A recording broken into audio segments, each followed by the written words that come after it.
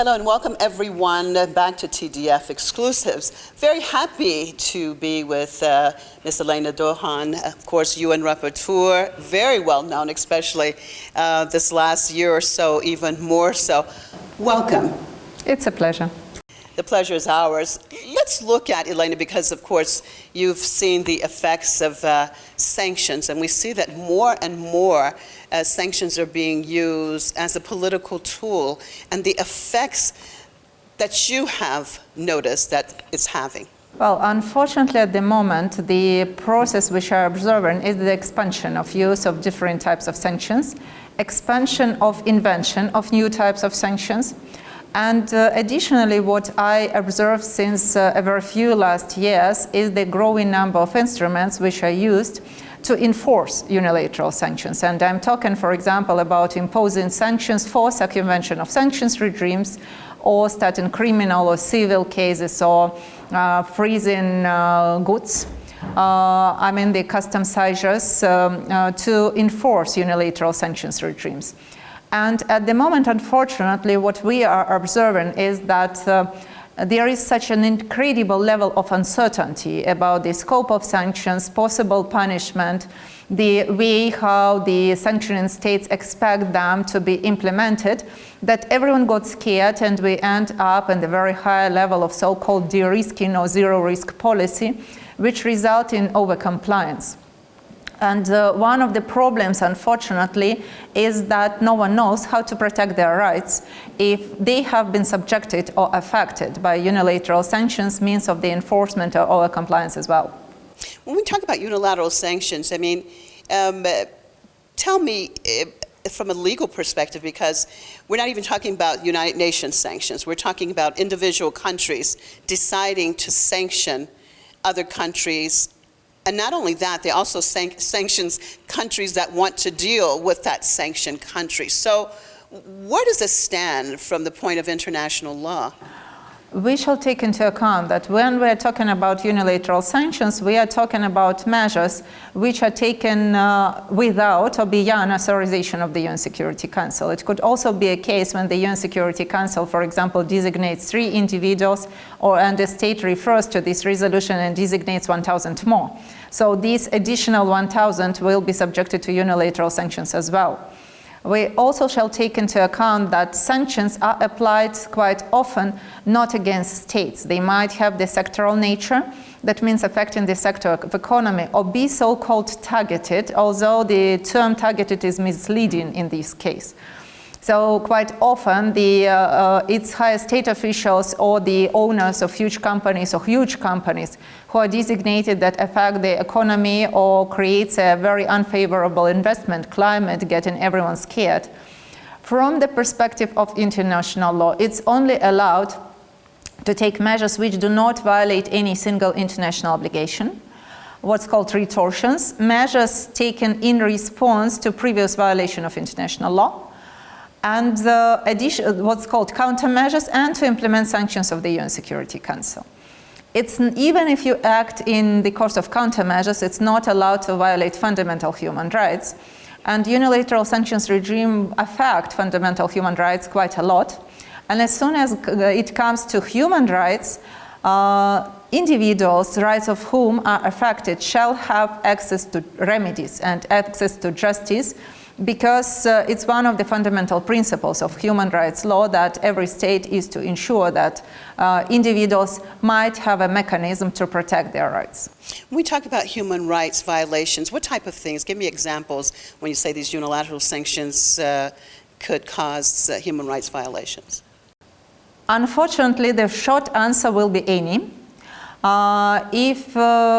Eventually it's hard to name human rights which are not violated by unilateral sanctions.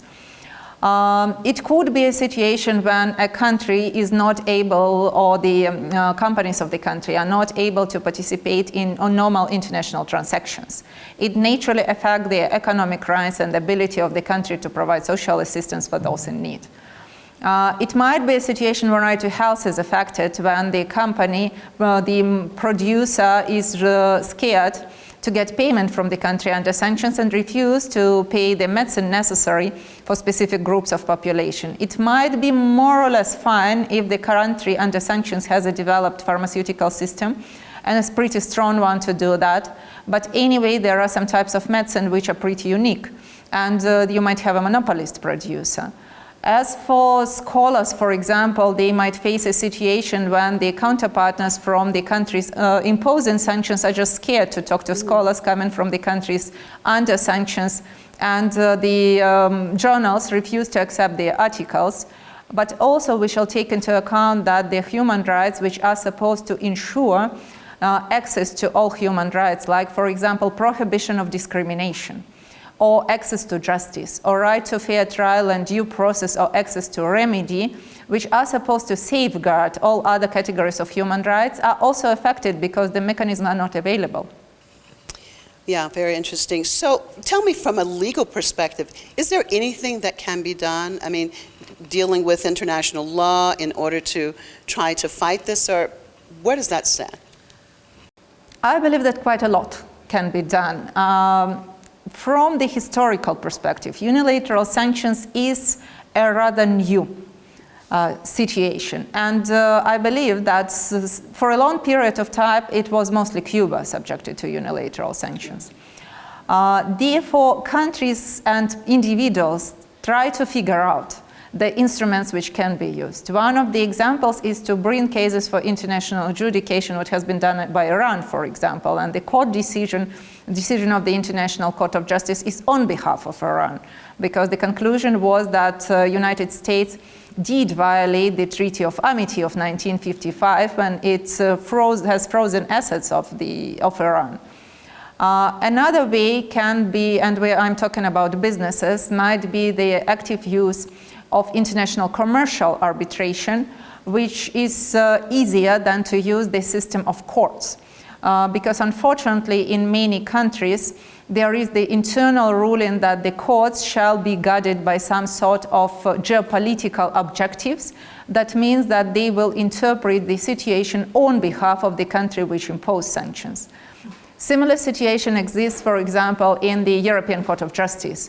And it's very hard to get access to the US courts, quite often because the US believes that it has enough jurisdiction to impose sanctions, but it doesn't have sufficient connection with the individual to allow the individual to bring a case to the court.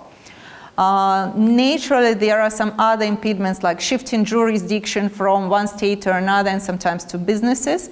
Therefore, I believe that we need to do the very careful assessment from the perspective of international law.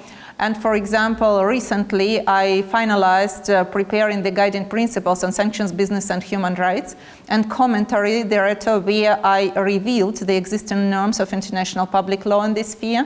And at the moment I'm working on the development of the guidance on responsibility, access to effective remedy and redress. I believe that I will be able to identify what international mechanism shall be used by individuals and businesses and states to protect human rights affected by unilateral sanctions. And are you optimistic? As a lawyer, I can ensure that I will do my best to do the expertise, but I believe to handle the issue of sanctions, it needs lots of time, lots of efforts of different types of stakeholders. And I'm talking not about states under sanctions only. Third states become affected as well, so they shall be involved. And individuals shall also be active, because sometimes you might face a situation that an individual says, what I can do alone. And if everyone is scared to take any steps, we will not be able to achieve any objective. So therefore, I'm very extremely cautiously optimistic as a law professor that if we start to put forward international law as a ground for discussion, the rule of law-based order instead of rule-based order, and we apply the principle of humanity with due account that every human being shall enjoy and shall be able to enjoy all types of human rights, in that case, I believe we can become more optimistic at the very end. Well, we're wishing you all the best with that. Alena Douhan, thank you so much for speaking to us here. Thank you very much. It was a pleasure.